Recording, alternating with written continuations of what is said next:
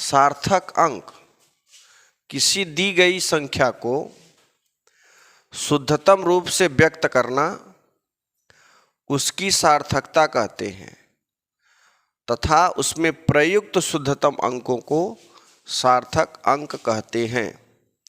यहाँ पे लिख लेंगे किसी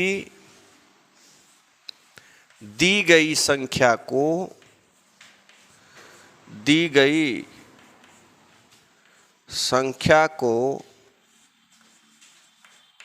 शुद्धतम रूप से व्यक्त करना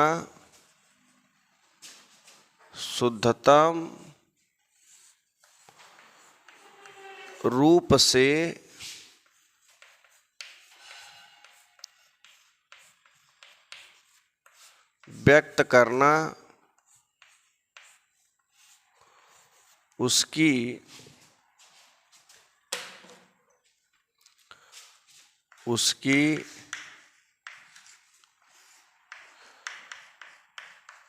सार्थकता कहते हैं। सार्थकता कहते हैं तथा उसमें प्रयुक्त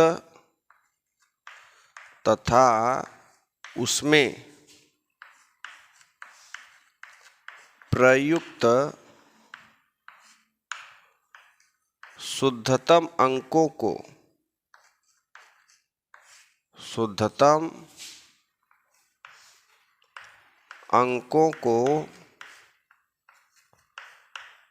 सार्थक अंक कहते हैं। मतलब जो इसमें अंक प्रयोग होगा वही हो जाएगा सार्थक अंक।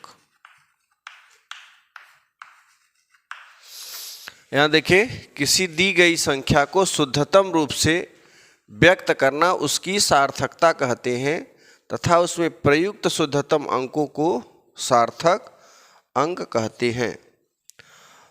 अब देखना, सार्थक अंक के ज्ञात करने के अपने नियम हैं, ठीक है ना।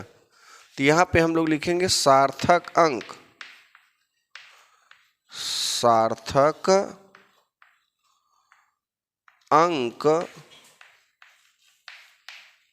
ज्ञात करने के नियम।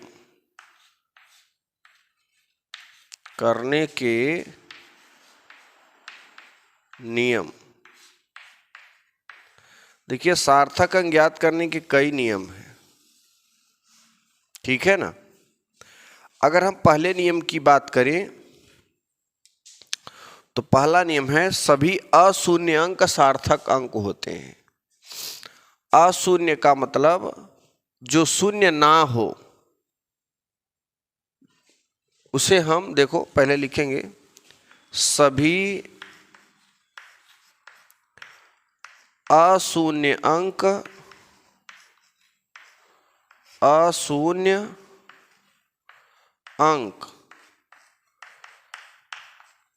सार्थक अंक होते हैं। सार्थक अंक होते हैं। सभी अशून्य अंक सार्थक अंक होते हैं। इसका क्या मतलब है? तो इसका मतलब ये है, जरा ध्यान देना, अगर इसके एग्जाम्पल की बात करें तो यहाँ आप देखिए, जैसे हम कोई अंक ले लें 3, 4, 5, 6, 7, यहाँ पर आप देख रहे हो ये जितने भी अंक हैं इसमें शून्य नहीं है, अर्थात अशून्य है। अशून्य माने जो शून्य ना हो, तो इसमें कोई भी शून्य नहीं है, इसलिए ये क्या है? सार्थक अंक। अब बात आती है सार्थक अंकों की संख्या कितनी है। तो इसमें सार्थक अंकों की संख्या है 1, 2, 3, 4, 5। कितने सार्थक अंक हैं? 5। तो यहाँ लिख देंगे सार्थक अंकों की संख्या 5। अब देखिए दूसरा नंबर। दूसरा नंबर क्या है? दूसरा नंबर है 2 अशून्य अंकों के बीच आए हुए शून्य भी सार्थक अंक होते हैं। दो अशून्य का मतलब है जो संख्या शून्य ना हो, अगर उसके बीच में हम शून्य भर दें तो वो शून्य भी सार्थक अंकों में गणना होगी। समझिएगा, यहाँ लिखेंगे दो अशून्य अंकों के बीच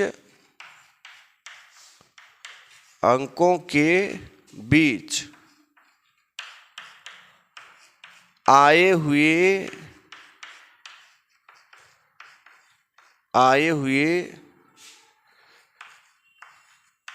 शून्य भी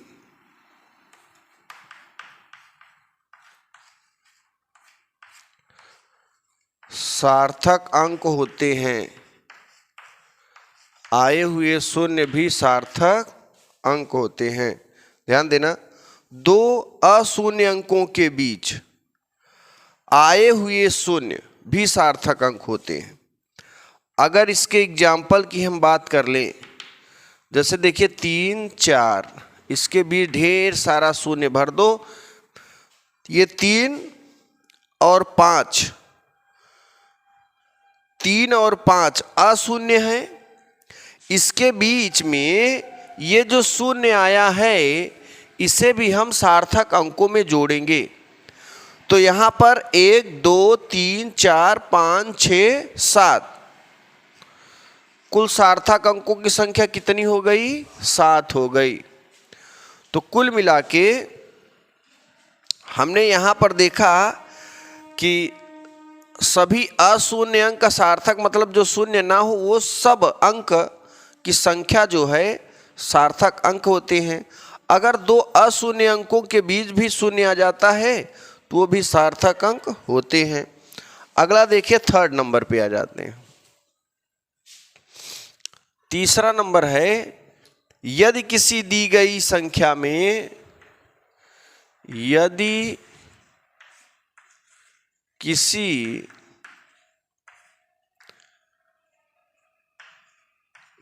दी गई संख्या में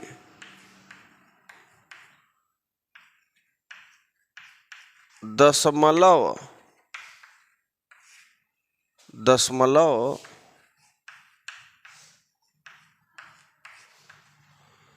बिंदु के पहले शून्य हो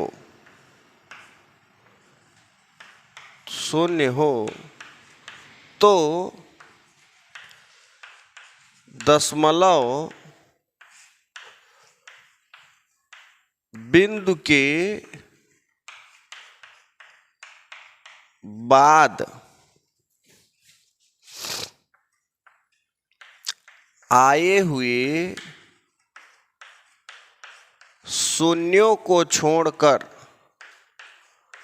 आए हुए शून्यों को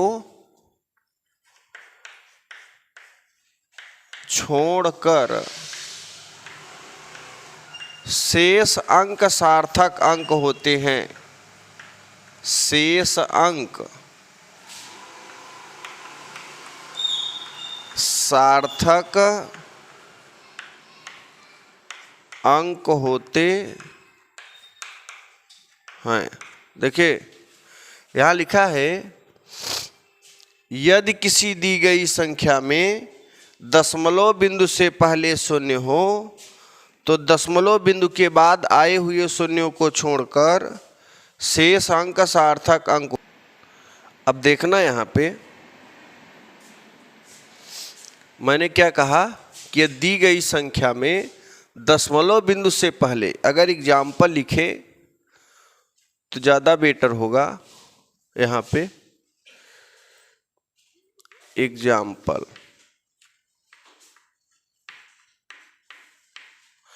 एग्जाम्पल देखिए, दशमलव बिंदु से पहले शून्य हो, दशमलव बिंदु से पहले, फिर दशमलव बिंदु के बाद आए हुए शून्यों को अगर छोड़ दोगे तो जो शेष अंक बचेगा वही हो जाएगा सार्थक अंक। इसमें सार्थक अंकों की संख्या 3। देखो दशमलव से पहले शून्य है, हाँ पहले, और फिर दशमलव के बाद भी शून्य है। तो इन सब को क्या करोगे, छोड़ दोगे, बकिया जो अशून्य अंक बचेंगे वही क्या हो जाएगा, सार्थक अंक। लेकिन अगर हम और एग्जाम्पल ले लें, अगले एग्जाम्पल ले लें 0.000456603। अब बताइए इसमें कितने सार्थक अंक हैं। ये दूसरा एग्जाम्पल है, ये पहला एग्जाम्पल है। इसमें कितने हैं, देखो दशमलव के पहले शून्य छोड़ दो, दशमलव के बाद शून्य छोड़ दो, बाकी जितने अंक हैं 1 2 3 4 5, सार्थक अंकों की संख्या कितनी हो जाएगी, 5 हो जाएगी। अगर मान लो और एक आध एग्जाम्पल ले लें, एग्जाम्पल 3 ले लें, 0.0001240। अब जरा ध्यान देना, यहाँ लास्ट में 0 आ गया। अगर लास्ट में 0 आ जाएगा ना तो वो भी दशमलव के पहले शून्य है और दशमलव के बाद आए हुए शून्य छोड़ देंगे, बाकी ये जो 4 अंक बचेंगे ये भी क्या हो जाएंगे, सार्थक अंक हो जाएंगे। ठीक, अब देखना नेक्स्ट है 4th नंबर में। अगर हम 4th नंबर की बात करें, जरा ध्यान समझना, यदि दी गई संख्या दशमलव रहित हो, रहित का मतलब जिसमें दशमलव ना हो, और युक्त का मतलब जिसमें दशमलव हो। तो यदि दी गई संख्या दशमलव रहित हो तो संख्या के अंत के शून्य सार्थक अंक नहीं होते हैं। यहाँ लिखेंगे यदि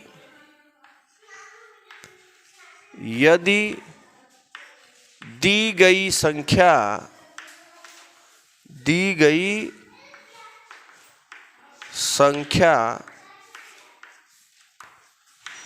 दशमलव रहित हो तो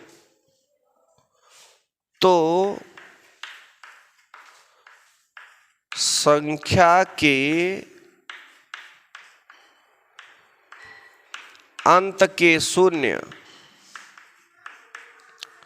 अंत के शून्य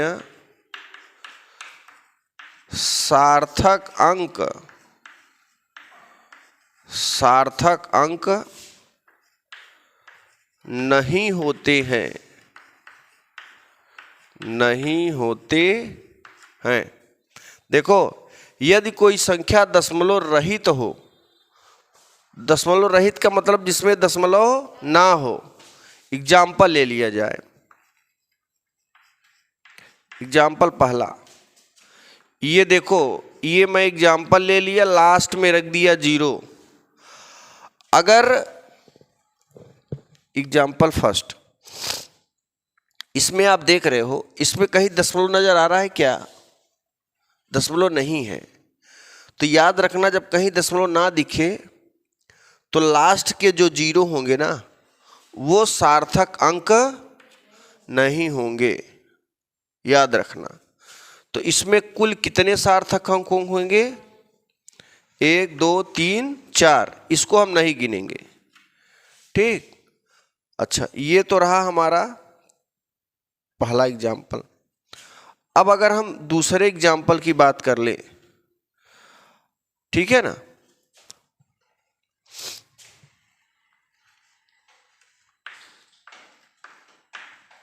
बताओ इसमें कितने सार्थक अंक हैं, हाँ इसमें भी 4 हैं। तो इस तरीके से हम इसे समझ सकते हैं। अब अगला नंबर है 5 नंबर, यदि किसी दी गई संख्या दशमलव रहित हो, या ऐसे कर सकते हैं, यदि किसी दी गई संख्या दशमलव युक्त हो। अब इसमें दशमलव अंदर भर दो, ठीक है, अभी रहित था, अब क्या कर देंगे, युक्त। और जब युक्त कर दोगे ना तो ये लास्ट के शून्य भी सार्थक अंक होंगे। यदि दी गई संख्या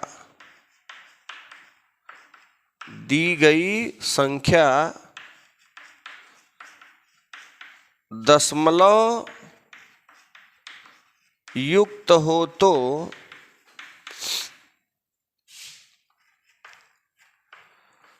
संख्या के अंत के शून्य सार्थक अंक होते हैं। यदि दी गई संख्या दशमलव युक्त हो तो संख्या के अंत के शून्य सार्थक अंक होते हैं। अगर हम इसके एग्जाम्पल की बात करें, पहला एग्जाम्पल ले लें, इसमें हम दशमलव यहां लगा देते हैं, यहां पे। अब देखो ये जो संख्या है ना दशमलव युक्त है, मतलब इसमें दशमलव है, तो इसके जो लास्ट के शून्य हैं ये सार्थक अंक होंगे। ठीक, तो यहां पर कितने हो जाएंगे सार्थक अंक, 3। अगर दूसरा एग्जाम्पल ले लें हम, अगर ऐसे लिख दें, ध्यान से कंफ्यूजन दूर कर लेना ही में, हम दशमलव यहां रख देते हैं। अब बताओ इसमें सार्थक अंक कितने हैं, इसमें सार्थक दशमलव यहां है, बताओ। देखो सार्थक अंक कितने हैं इस समय, आप ना ऐसे लिखो, देखो अगर आप ऐसे लिख रहे हो, ऐसे लिखो इस चीज को, चाहे ऐसे लिखो, बात एक ही है। दशमलव के इधर वाले जीरो का कोई महत्व नहीं है,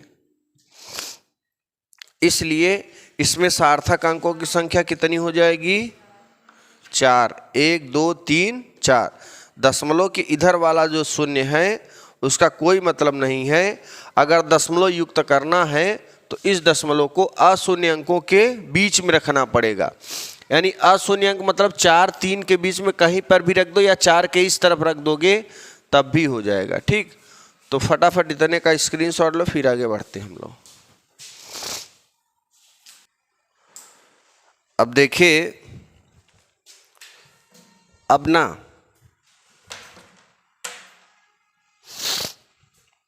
पांच नंबर तक हुआ था। यदि किसी दी गई संख्या दशमलव युक्त हो तो संख्या के अंत के शून्य सार्थक अंक होते हैं। यहां पर देखिए, इसमें ना ये दशमलव युक्त है तो इसके लास्ट के जो शून्य होंगे वो सार्थक अंक होंगे। ठीक है ना। अब यहां पे होता क्या है कि अगर ये लास्ट के जो शून्य हैं ये सार्थक अंक कब होंगे, जब ये दशमलव युक्त होगा। अब मान लो कि हम इसी में क्या करते हैं कि ये दशमलव हटा देते हैं और लास्ट में कोई भी मात्रक लिख देते हैं। तो अगला जो 6वां नियम है, यदि किसी दी गई संख्या दशमलव रहित हो, मतलब दशमलव ना हो, तथा किसी मात्रक के साथ व्यक्त हो, यानी इसके लास्ट में कोई मात्रक है उसके मात्रक के साथ व्यक्त हो, तो संख्या के अंत के शून्य सार्थक अंक होते हैं। 6वां नंबर, यदि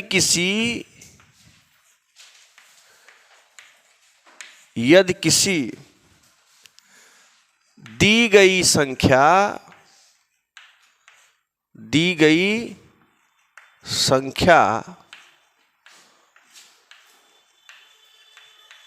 दशमलव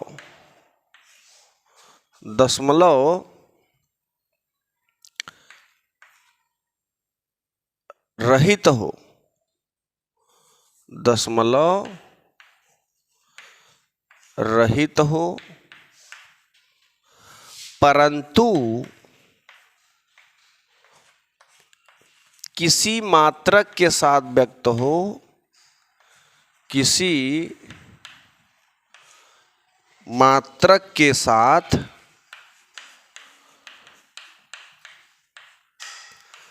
व्यक्त हो, मात्रक के साथ व्यक्त हो, तो संख्या के अंत के शून्य, संख्या के अंत के शून्य सार्थक अंक होते हैं, सार्थक अंक होते हैं।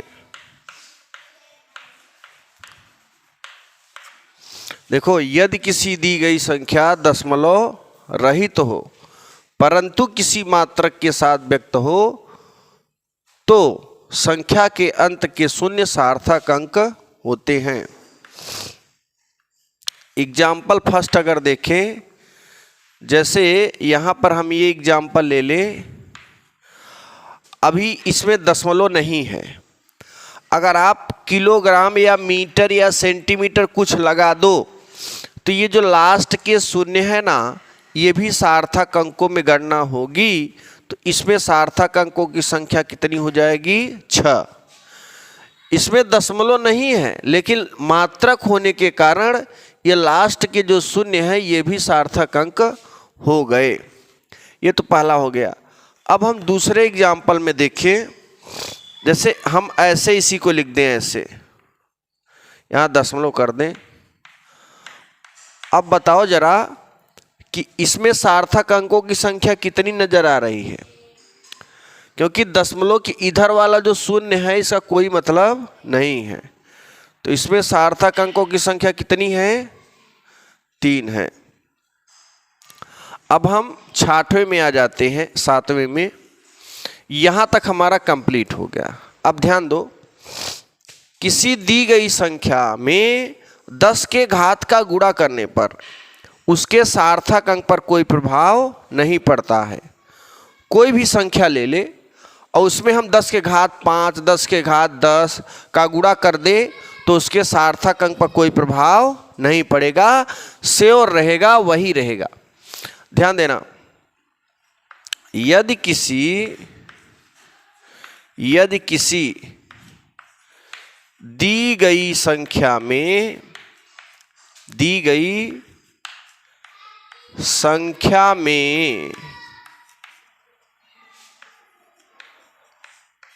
10 के घात का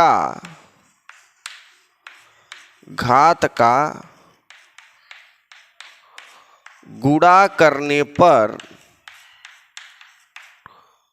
10 के घात का गुणा करने पर उसके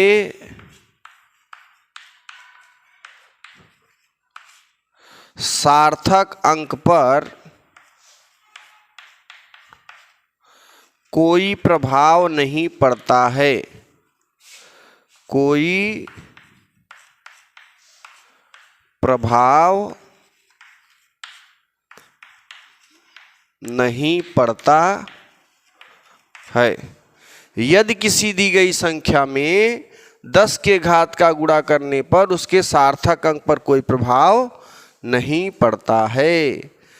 अब देखो इसके एग्जाम्पल। इजी का मतलब होता है एग्जाम्पली, ग्रेसिया हिंदी मतलब उदाहरण के लिए। हम जैसे यहां पर कोई संख्या ले लें, 3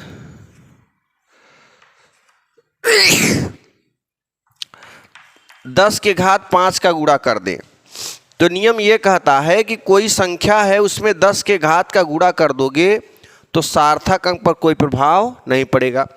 यहां पर 1 2 3 4 5 सार्थक अंक हैं। कितने सार्थक अंक हैं? 5। इसमें 5 कहां देखे? ये वाले से मतलब नहीं है कि एक घात 5 है तो 5 लिख दो, ऐसा कंफ्यूजन भी हो जाता है बच्चों को। ये जो चीज है ना, इसी को मैंने गिना है 1 2 3 4 5, ठीक है ना। अब देखो एक एग्जाम्पल, ये पहला एग्जाम्पल हो गया, दूसरा एग्जाम्पल ले लें। 1 3 10 पे घात 7।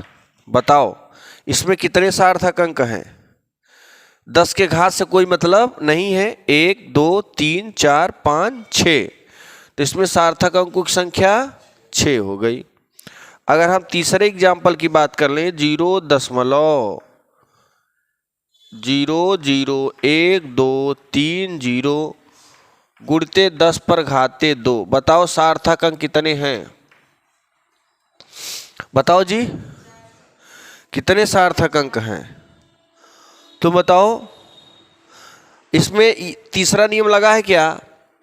दशमलव बिंदु के पहले शून्य हो तो दशमलव बिंदु के बाद आए हुए शून्यों को छोड़कर शेष अंक सार्थक अंक होते हैं। तीसरा नियम भी लगा है। तो यहां पर सार्थक अंकों की संख्या 4।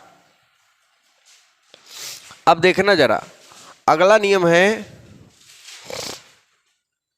8वां नियम।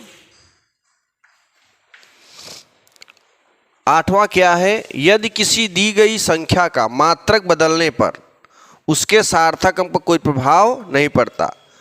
जैसे मान लो कोई वैल्यू मीटर में है, उसे सेंटीमीटर में बदल दो, तो कोई प्रभाव पड़ेगा क्या? ये नियम कहता है नहीं पड़ेगा। सेम सार्थक अंक, मीटर में अगर 4 ठो सार्थक अंक है तो सेंटीमीटरों में 4 ही रहेंगे। मात्रक बदल देने पर सार्थक अंक नहीं बदलेगा, सेम रहेगा, है ना। जैसे कोई आदमी एक धर्म से दूसरे धर्म में चला जाए, तो बताओ वो आदमी बदल जाएगा क्या? उसका चेहरा बदल जाएगा क्या? उसका वजन बदल जाएगा? जैसे वहां पे वो नहीं बदलेगा, वैसे यहां पर भी मात्रक बदलने पर सार्थक अंक पे कोई प्रभाव नहीं पड़ेगा। तो जरा ध्यान देना, यदि किसी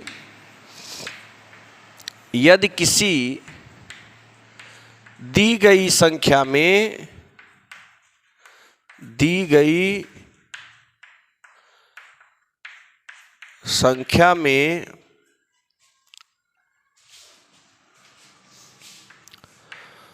उसका मात्रक बदलने पर उसके सार्थक अंक पर कोई प्रभाव नहीं पड़ता है। सार्थक अंक पर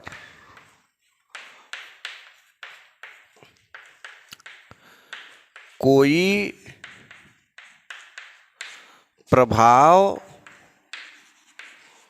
नहीं पड़ता है। क्या नहीं पड़ेगा? किसी दी गई संख्या में उसका मात्रक बदलने पर उसके सार्थक पर कोई प्रभाव।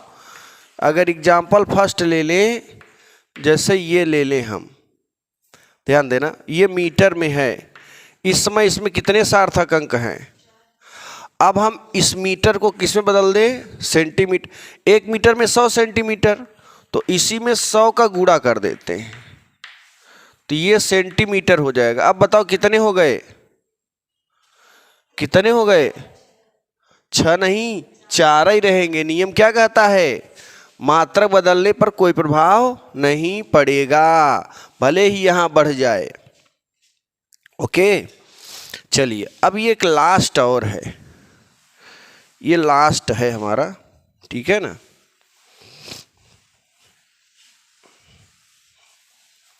जरा ध्यान देना, लास्ट क्या है।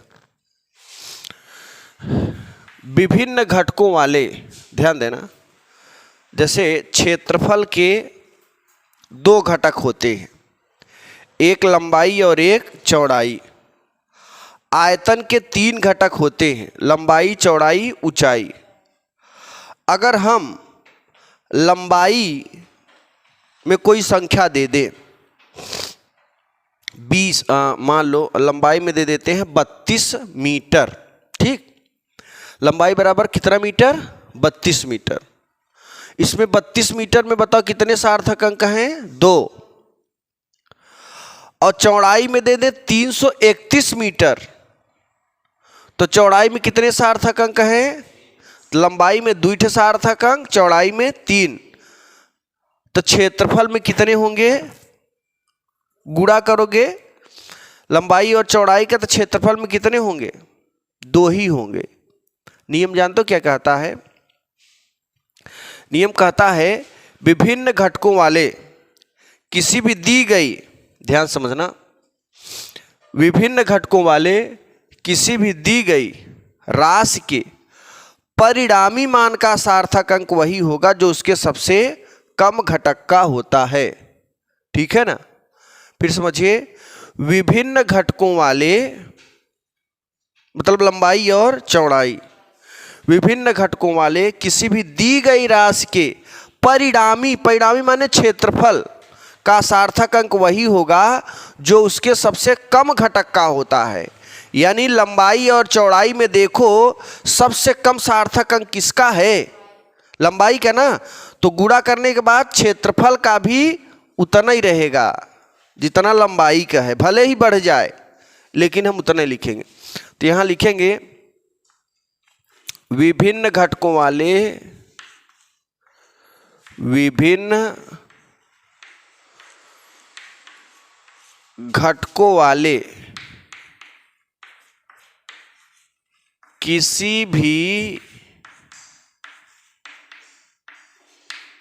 दी गई राशि के, दी गई राशि के परिणामी मान का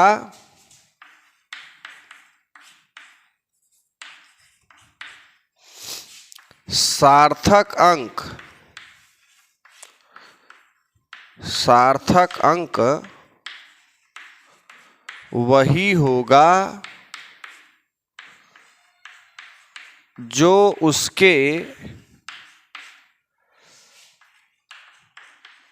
सबसे कम घटक का होता है, जो उसके सबसे कम घटक का होता है। विभिन्न घटकों वाले किसी भी दी गई राशि के परिणामी मान का सार्थक अंक वही होगा जो उसके सबसे कम घटक का होता है। एग्जाम्पल में ले लें, जैसे हम लंबाई बराबर ले लें 31 मीटर, बताओ इसमें सार्थक अंक कितने हैं? 2 हैं। चौड़ाई बराबर ले लें 331 मीटर, इसमें सार्थक अंक कितने हैं? क्षेत्रफल बराबर क्या होता है? लंबाई गुणिते चौड़ाई, जानते हो ये। लंबाई का 31 हो गया और चौड़ाई का 331, गुणा करोगे ना तो ये गुणा करने पर जितना भी आएगा उसका भी सार्थक अंक कितना रहेगा? मान लो गुणा करने पर कुछ यहाँ आएगा, सार्थक अंक उसका भी क्या रहेगा? 2 ही। क्योंकि ध्यान दो इधर, लंबाई और चौड़ाई में देखो अगर सार्थक अंक जिसका सबसे कम है वही उसका घटक, घटक माने क्षेत्रफल, क्षेत्रफल को क्या बोलते हैं? परिणामी। तो इन दोनों का गुणा करके जो परिणामी वैल्यू मिलेगी उसका भी सार्थक अंक वही होगा जो दोनों घटकों का सबसे कम वाला होगा। तो यहाँ पे आप गुणा करके लिख लेना, ठीक है ना? यहाँ पे गुणा करके लिख लेना इसको कितना आया है और उसका भी सार्थक अंक 2 ही होगा। तो इस तरीके से ये जो हमारा सार्थक अंक है यहाँ पे कंप्लीट होता है। अगले वीडियो में आपको हम नेक्स्ट टॉपिक से साथ हाजिर होंगे, तब तक के लिए जय हिंद जय भारत।